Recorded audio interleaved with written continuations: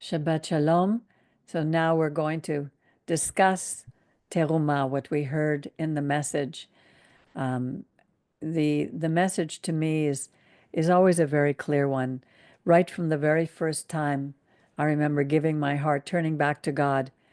I had very clear directives from a lady who actually um, taught me the Bible at the beginning before our rabbi came to Montreal. And those were the things that she said. Always remember, be available. When people ask you to do something, say yes. Even if you don't know how to do something, say yes, and you're going to watch how God will provide. And I've watched that over and over. And then she said, always tithe. And it's hard. It's hard to give what you think you don't have. But we learn by first we do, and then we learn why we do. I remember one year, I've told this story before, and I've had so many of these stories. Um, Rabbi Percy went to California. At that time, he came back with a CD from Debbie Friedman, and I listened to it, and I thought, oh, it's nice, but there was nothing that kind of touched me. So I put it in a drawer, and I forgot about it. And then 2 years later, I think it was, I was looking for some new music to play for the elderly, and I pulled this. I found this CD, and I took it out of the drawer and I listened to it. And four of the songs just grabbed me. It's every once in a while God wants me to learn a new song, and honestly, these four songs, one after another. So I learned them, and when I finished learning the songs, how to play them, Rabbi Wolf at Maimonides came up to me and he handed me a booklet. And he said, I used to do this here at Maimonides with Rabbi Lerner. It was a healing service. Can you look through and tell me if you know the songs? Those four songs were in this book. It's unbelievable how often this has happened to me during my walk with God. And one of the things that I've learned is even if I'm afraid to go ahead and do something, I'll say yes. I remember I was asked one year to lead the worship over at Guelph. They had every year they had a conference, and I would play guitar for our Shabbat service at our Shabbat, or at a Bible study. I've played guitar since I'm 16, and I was learning a lot of new songs, and especially since after I started singing for the elderly. But I would play the guitar and I would sing, and so she said, we would like you to lead the worship at Guelph. So remembering what she said, I said, okay. And then later I said to her, how many people are going to be at Guelph at the conference? She said 100 people. I almost platzed. I didn't know how I was going to do this. How? Because I had to lead three worship services at breakfast, at noon, and in the evening. I had no idea how to do that. She said, don't worry. God is going to show you what to do.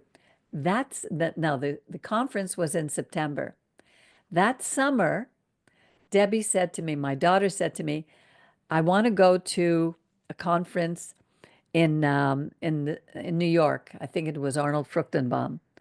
And she said, but I don't want to go alone. Will you come with me? So I said, yes. And I took off work and we went down for 2 weeks. While I was there, I was down at the water at the lake, and I had my guitar with me, and I started playing.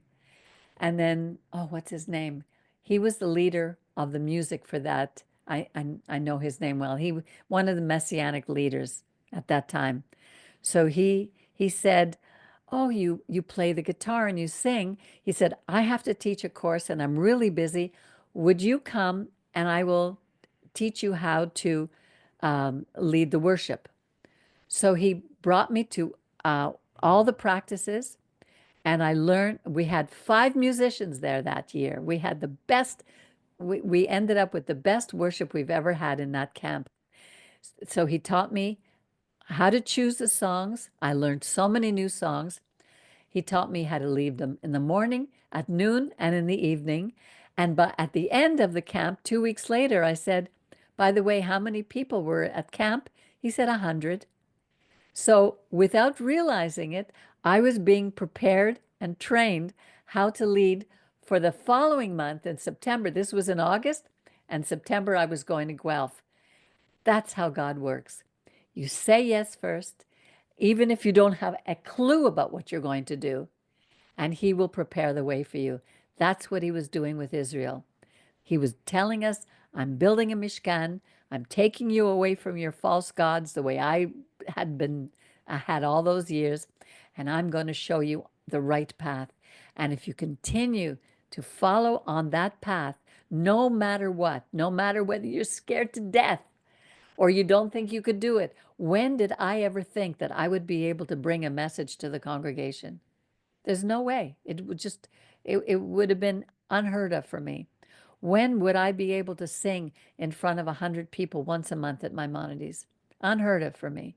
But God just does it. So don't be afraid to say, yes, God, I will do and I will obey. And that's to me the message of this sanctuary. And you know, that's a beautiful song that we learned from, that's in this portion. Ve'asu li mikdash ve'shachanti betocham ve'anachnu nivarech ya me'ata ve'ad olam. Lord, prepare me to be a sanctuary, pure and holy, tried and true. With thanksgiving, I'll be a living sanctuary for you. See, we no longer have a mikdash. We don't have a sanctuary. We don't have a temple. And we don't need a temple. We are the temples. God is dwelling among us. That's what He was showing us. All the people who think that all we need now is to build a temple in Israel and bring in the sacrificial system. It's so ridiculous when you think about it. Why would we go backwards? We need to go forward and be a living sanctuary for God. So this was a very important parasha for me. I really loved it. Thank you. I loved what you said. Both outside the tabernacle is not beautiful. And when you think of the pagan temples, whatever, in Egypt, for example, the Yes. outside was extremely beautiful. But on this tabernacle, the inside, the ark was covered with gold, and the beauty was in the inside. And it's The outside was those who made of are pelts of called. goat hair. Sorry? The outside was made with pelts of goat hair. Yeah, but Yeah. but the inside was where the beauty was.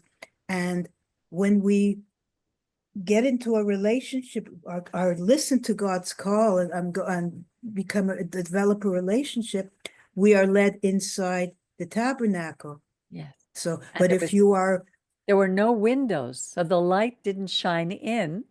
The light shone from the menorah right to all those around it. right, but It's that unbelievable. metaphor about, because a lot of people listen to the wrong things and they Yes. go into the wrong temple. But Yes. if you have had a calling from God, and you want to be in relationship with God, we enter where the gold is, which is in relationship with God. And Yes. so many things are just the opposite.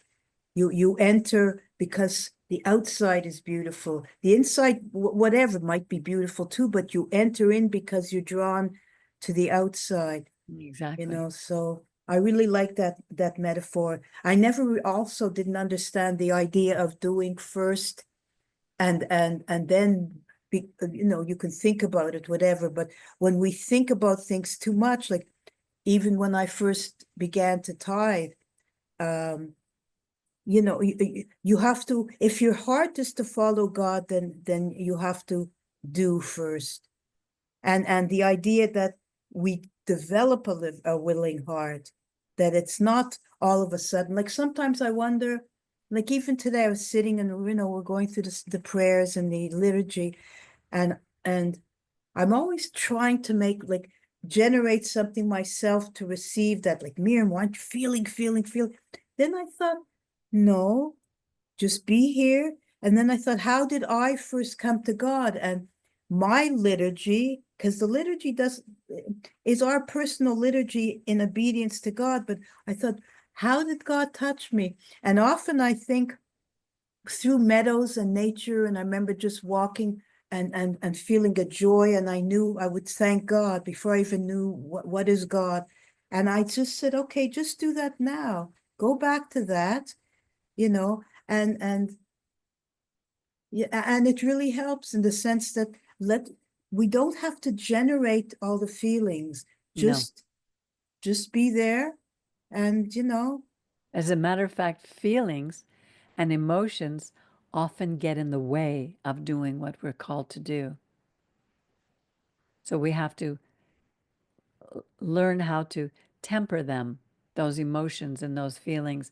All those worship services where you're singing and praising God, and in like some of the churches at the beginning that we used to go to, we were so emotionally filled, but then as soon as you leave, you go back to being who you are. but I It's not an also, emotional yeah, thing.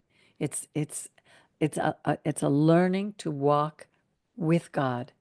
it doesn't mean that the two are it's not mutually exclusive in the sense that God can bring us joy, his joy, and that's fantastic. But Yeah. in these places where people were passing out and slain in the spirit and all that, to me the problem was not the joy, it was we're trying to generate it from us. Right.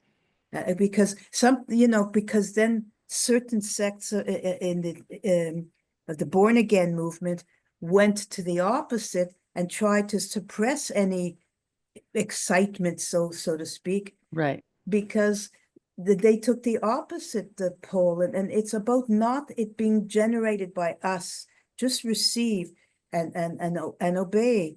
It's That's very almost a different. pagan practice. Sorry. It's almost a pagan practice where Yeah, you it get to is. the height of emotional fervor. It's like you see that in many religious sects, no matter who they are. Yeah, yeah. Yeah, it's not Well, what but it God is always asking. comes to the same problem that Yeah, we are trying to generate something. We're not receiving calling from God. We don't say it's more we're going into a frenzy, and it's anyway, it's not, it's false. right. And the spiritual is lived out in a very physical, practical way. God is very Yeah, practical with his people. He knows what we need. yeah, And the more we clean up our act, the more we deal with our those emotions, the fears, the things that hold us back from serving God. And the way we deal with it is by doing it and saying, "Oh, I can do this. Wow, God did give me this gift." And when we use our gifts and we see how and every one of us in this community has a gift. Every one of us has a reason to be here. And when we use those gifts, God multiplies them. And then our surroundings begin to change. Look at all the things that are happening in your life now, Miriam, when you went through that horrible time. And now you're feeling better, and slowly you're cleaning up things around you. Your yeah, surroundings are changing. I notice that continuously with mine. Yes, yeah. Baruch, I can't read your lips. You're not talking to me, you're talking to someone else. Okay. Okay, good. So yeah, it was a very. I'm glad that I got to do the message this week because it's very close to my heart, and the longer we walk with God, the more we can see how He walks with us. We're not alone, and Yeah, that's sometimes hard to experience whatever, but we have to just understand it. yeah, Yeah. and especially when we're watching the things that are going on in the world, um, you know, it's I don't want to get into the a whole topic of what's happening now because it's very difficult to know what God is doing. We know where we're going because we know the prophecies of what's going to happen eventually, but the route to get there is not going to be an easy one for us. But no matter what goes on, we always have to trust. And our walk is learning how to trust him. If we don't tithe to the place where we are being spiritually fed, then we will never know the blessings that come with learning how to trust him. When we refuse to give of our time, then we will not be blessed. We will not fully use the gifts that he has given us. And every single one of us has been given a gift. Some are gifts that look like gold to others, shine very brightly on the outside, but even the goat's hair, even the wood had value, was used in the building in the Mishkan. So it doesn't matter whether we do a big outside job or a very little inside job. No matter what we do, everything is needed, and every single one of us in this community plays a part in that. It plays a role, and we're missed when we're not here. And does anybody have anything else to add before we say goodbye for the day? Yes, Andrel. Yes, yes. Yeah, when I wanted to, talk about the obedience, sometimes, when God tells us to do things that, to obey things that we cannot see or understand, it's very, sometimes is we are asked to do, things that sometimes are hard, to be honest, to do, because you want always to know the reason why, and if it's going to be good for you. And but the truth is that we don't know what we don't know. Exactly. So I'm not saying, I mean, so what basically the creator knows all. And Yes. and not only that is that there are many things beyond the veil, okay, Yes. in the multidimensional, in the spiritual realm, okay. Creator doesn't expect from us to understand, not to know all, you know. He knows that we are living in a 3D dimension, in a Yes. physicality that that limits our mental and intellectual, reach. In order to, I mean, limits. We are limited sometimes because our mental and intellectual reach cannot grasp what sometimes is divine.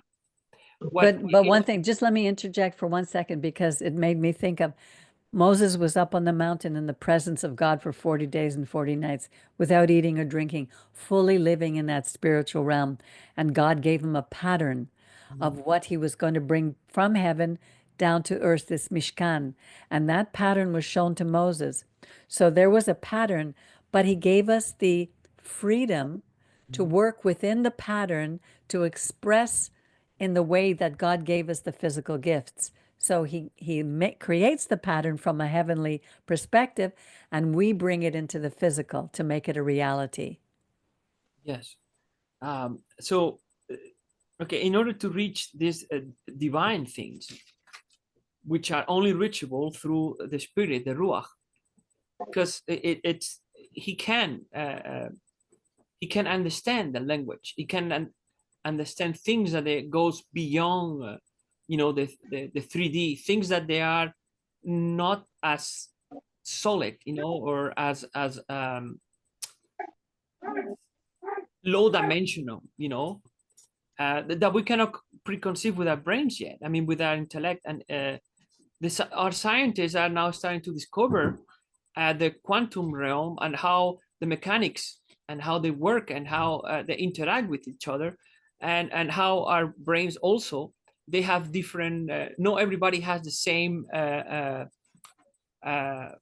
brain, in the sense of there are people that somehow they are more capable to do certain things than Well, others. those are gifts that God gave them. And not everyone's called to do the same things. Yes, and everybody has a path to walk, and Yes. everybody is part of the creation, and everybody has the tasks. When For the good of the whole. yeah, when the creator give all these different tasks, you know, God, our creator doesn't, it's not worry about if you bring this or you bring that. No, what it's wants to, it's to make everyone to participate in a to become, you know, to realize the importance of doing these things, you know. And maybe we will not understand at the beginning, as you say, you know, well, he asked us to do this, you know, but there has a, okay, anyway, so there is a purpose. Yes. And in this case, it was to all unify in a sense of all coming together, you know, as Yes. one. Now, Yes. the teachings that the Creator showed to us, also with the, you know, if we hold on just a second. If we connect, okay, the teaching that the Creator showed to us. Hold on, Brian. Let him finish. With the concept of carrying the Ark of the Covenant. Okay, number one, wherever Israel went, was to help us kind of to elevate our consciousness about having to live within with His presence, the divine Ruach within all of us. So wherever Israel will go, they will have to carry that. So that was to elevate the conscience of Israel that within the midst there is a presence of God. Okay, exactly. This is a picture, an image, trying to show us that that we have within us that presence. No. Yeah, but the presence he put into a physical reality called the Ten Commandments. I'm not talking stone. Well, you keep right wanting now, us. I don't want. Hold on. Yeah. Because what it sounds like is that you keep wanting us to fully live in the spiritual realm, almost ignoring the physicality of what we're living in now. It's both. The spiritual is within the physical. Yes. Everything God brought His commandments into the physical. He put it in stone. Mm-hmm. Yes, everything. You know, of course, how are you gonna teach something? You know, how can you teach love in a way without, you know, using physicality or you know? Well, yeah, you can't teach it. You have to live it. Exactly. There is a connection, you know. Yeah. But we cannot get lost also in the single details on the physical individual. No, it's thing, both. you know. Exactly. It's the behind is the meaning, okay, of that, because this meaning is the one who lasts forever, is eternal. If you think about only doing but you keep speaking to us as if you think we don't understand this. No, I'm not saying that. What I'm saying is that we cannot get lost on the things that they are just physical, you know. We need to. But who says we are? No. I'm just saying, for those that they are still, that they are not part of us, they're going to listen to this message. Yeah. They have to understand this. That is important. Yeah. Okay? But to tell you the truth, right now, people can't understand it until they receive a touch from God. Mm-hmm. They have to be called. It's not, we don't choose this. The chosen people didn't choose themselves. They were formed by God Himself. Our army was formed by God. It's formed from the spiritual down. We don't choose this. I never chose it. I never knew it existed. I was on a wrong path until God grabbed hold of me because I had nowhere else to go. Well, this is another thing to talk about it, but yeah, going back, what I was trying to say is that we are carrying the presence of the divine, the Ruach, with all of us. Okay. Yes. That's one of the teachings about the Ark of the Covenant, and also about being a tool. The Ark was a tool for Israel to communicate with the Creator. In other words, it was a multi-dimensional device, a portal. Okay, bridging dimensional frequencies. Okay, bands and locations, and carrier of the divine blueprint. Now, and the last thing is that when you know how consciousness, energy, thought, and human DNA works, you will understand that the Creator wanted to show us that not only we have, each of us, a built-in ark that carries the divine blueprint, that is also that is a portal too. We don't need anymore to carry the ark. Why? Because we know that within us, the Spirit of God is. So if God isn't here, we are carrier of this portal. And now there is a relationship between, all that I say, consciousness, energy, and I let that for you to reach, because to research, because it's up to each one to do it, and you will understand how the human DNA, the possibilities, now that we are discovering what is about the DNA, how the DNA is formed, and why is that the scientists were not able until recently discover that, I think it was like a 90% of the DNA was considered as a useless, or they didn't understand that this DNA carries information, and it has a very well. Anyways, just to It's marvelous. That's why trying to change what God has made from male to female, you're trying to erase God's DNA. Sarai has a question. Do you want to ask her what she wants and maybe translate for us, Ángel? Sí. Sarai, ¿qué es lo que quieres preguntar? Estuve poniendo aquí en mi teléfono para traducir un poquito de lo que están diciendo. She has something in her phone that about something that we were talking about. Okay. Y he estado escuchando I've been listening. Lo que dijo Miriam, What Miriam said, y lo que estás mencionando. and what I'm saying too. Y yo solo quiero hacer este comentario I just want to make this to comment Commentary? about, humildemente. humbly.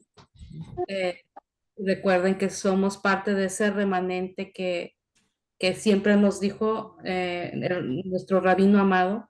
Yeah, we are part of this remnant that the Rabbi, our beloved Rabbi, said.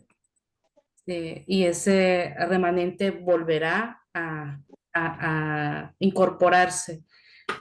Yeah, and this remnant will come back and be reintegrated.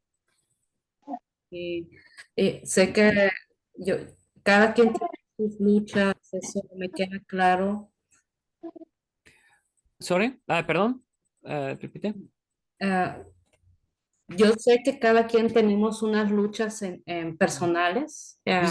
She knows that everyone has his personal fights or struggle. Sí, a veces lo que sabemos es la inclinación buena y la inclinación mala.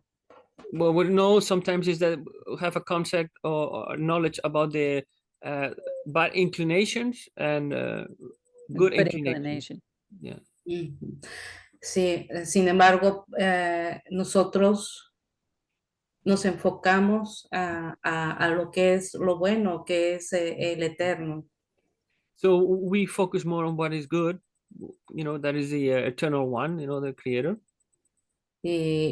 Y por esa razón, aunque a veces nos sentamos que decaídos, que no podemos. Yeah, sometimes we feel low, and we can't go forward.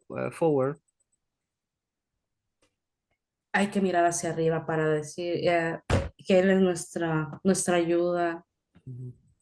Well, you need to look up, for him, and that he's our help, and en todo momento. Every time. Sí, pero Sarai, este es el problema que muchos tenemos. This is a problem that we have because we have been taught this way, because nos han enseñado de esta forma.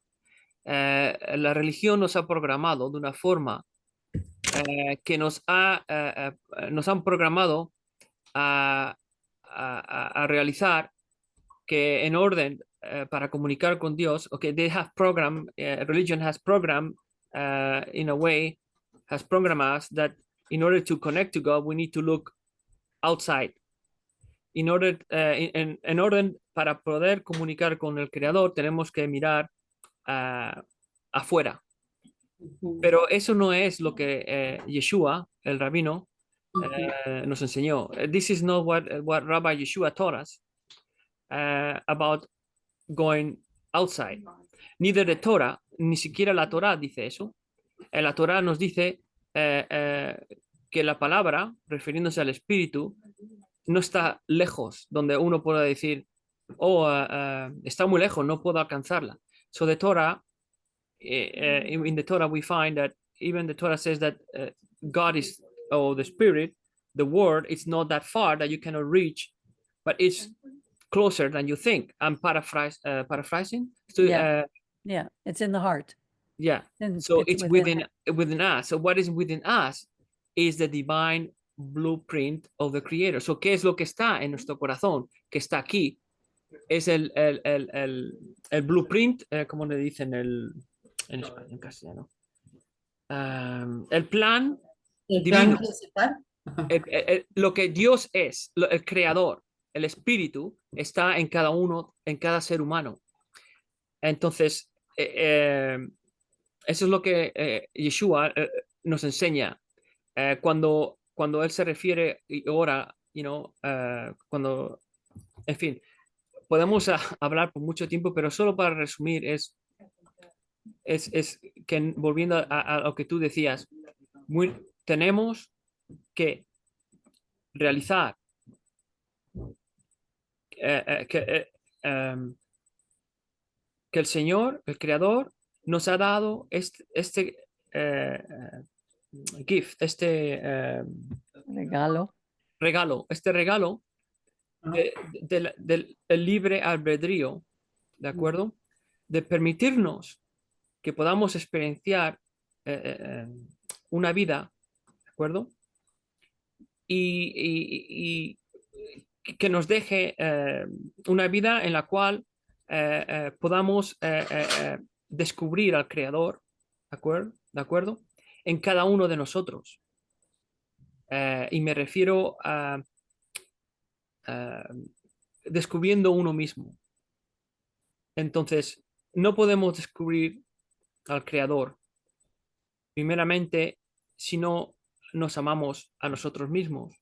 Cuando uno se ama a uno mismo, se conoce a uno mismo, y cuando uno se conoce a uno mismo, sabe que dentro de cada uno hay algo mayor que uno mismo.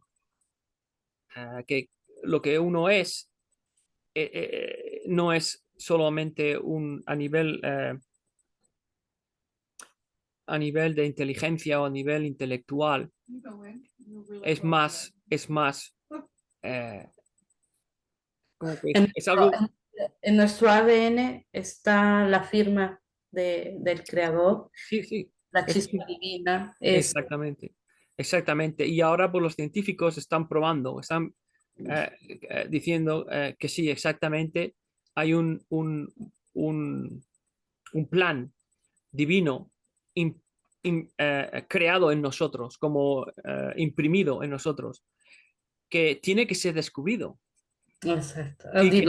Y que nadie puede descubrirlo por otros, pero tiene que ser, cada uno tiene que descubrirlo. Y eso es parte de este libre albedrío que el Creador nos da.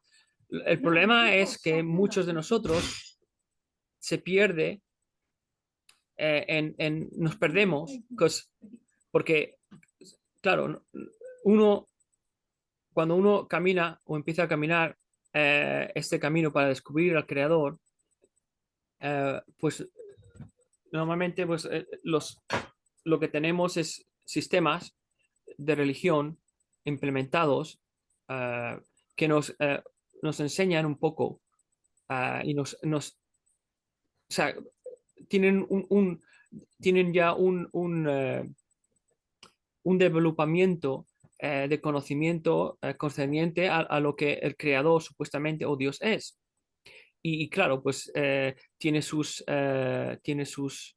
digamos, sus costumbres, tiene su cultura, cada uno tenemos que ser muy objetivos porque, claro, cuando uno solo ve desde un punto de vista, tiene la tendencia a perder, a, a no ser capaz de ver todo el conjunto. There's a I lot mean, of people who don't understand what you two are talking about, so it's really not yeah, fair. so yeah, But I'm what sorry. I'd like So to what I'm saying interject. basically it's like sometimes, you know, we have the tendency to focus only on what we see in front of us, and especially if we are belonging to a group, you know, or religion, and each religion has its own ways and his own culture and his own traditions. But if you look at it from the point perspective from above, you see that there are so many common denominators, that the creator has revealed himself in many ways to other people, you know, other humans from other countries. I'm not talking only Israel. I'm talking about you have all these different religions, and yes, each one. Angel, can I interrupt just for a minute, only because Yeah, you go off in a pattern that a lot of us yeah. can't. I'm going too much. Okay. Yeah, but I'd like you to translate something for me for Sarai, please. Yeah. God gives us a formula of how things work. Sí, Sarai, Peggy dice que el creador nos dio una fórmula. For instance, God parted Por ejemplo, the sea of reeds. Por ejemplo, el creador dividió el mar rojo. It was a miracle, a milagro. Fue un milagro. But we had to work hard to get to the other side. Pero ellos tendrían que trabajar duro, o sea, les costó trabajo para cruzar el mar rojo, you know? There were 3 million people had to cross, at least. Yes, Peggy, I have to interrupt you in there because now they are discovering where was the crossing. Yes, I saw that. And so, le estoy diciendo a Peggy que ahora científicos han descubierto dónde se efectuó el cruce del Yeah. Mar Rojo del pueblo de Israel. Where was the crossing? Well, There was I a don't have, certain, there's a whole it was a part, documentary on where it but is. it's one that it's very, like, if you look at it, it's easy way to go through, except It's that the only place that they could have happened. only place that they Could but, you Yeah. send me the article instead But- I of? can try to find it, yeah. but Okay. instead, but it was not Anyway, we appropriate don't for have to do the it for the now. chariots, as we know that the chariots had difficulty, you know, according to the scripture. This is all according to the scriptures. What we know that is in there, what it has information that, I'm talking about the principle. but the The principle principle is that God does miracles, but we have to do our part. We can't just sit around and wait for God to do everything for us. We could cry, oh, how am I ever going to get through this? We have to take the first step. If we don't do it physically, the spiritual will not help us. We But had you to know, walk this is the across number one, river Peggy. Yes, what? to get to the other side. Peggy, We didn't that walk Yes. one. on the same side. Yes, you're right, Baruch. Yes, Angel. Yeah, so I was trying to say something, I forgot. What was it? I It works hand in hand. Oh yeah, okay. So, but that is the number one gift, you know, I mean, the number one, because it's one of the qualities that God has. Yes. It's the capacity of creating by yourself and making things by yourself, you know. These decisions that they come is up to you to do it, you know. Yes, exactly. So- He gave us the will. So yeah, that's why we are this image of the creator, Yes. you know. Yes. Yeah, we cannot sit around. That's true. No. That's not the God, a creator sits around, you know, Exactly. Exactly. because he, you know, it's a big, it's a. Yeah, well, we're in a partnership. Brian, did you have something you wanted to say, or you just want to show off the money behind you? Yeah, but the thing we just forgot something. Uh-oh. Yeah. But I found the spot where to make the change. You saw that? Okay, good. I'm glad. We got a pack for 5. Kind of make a donation. All right. All right. Yep. If there's nothing else we have to add today, I think it was a wonderful message for all of us. I pray that each of us will find our purpose and learn to have more and more of a willing heart, a willing to give not only physically but financially to support the community. We are here to serve. We Yeah. serve each other. And yes, Brian. I asked them to do something, please, and they say they're not working. So I had a little snack at the synagogue, so I'm not eating the lunch they brought me because they didn't want Okay. to. Oh well. Well, I told you what to do. You just have them feed you in the kitchen there, next in the dining room, next to the microwave, and then you heat it Not up working. yourself. You've got to be a little more independent. Oh, I can't carry this tray down No, there. no, you ask them for a place in the dining room and the little one on your side. There's a chair, there's a place right next to the microwave, and once you're there, you either do But it yourself. it's not working. So what good is it going over there? It Not is working. working. I used it there. Yeah, well, this one said it's not working. Well, So I I don't don't. know. Well, next time I come, you'll show me. We'll see if it's working. All right. I want to wish everybody a Shabbat Shalom. Bye. Take Shabbat care of shalom. yourselves. Shabbat Shabbat shalom. shalom. Be faithful and learn to have a willing heart. God bless you all. Bye. Shabbat shalom. Shabbat shalom. Shalom. Shalom. Bye.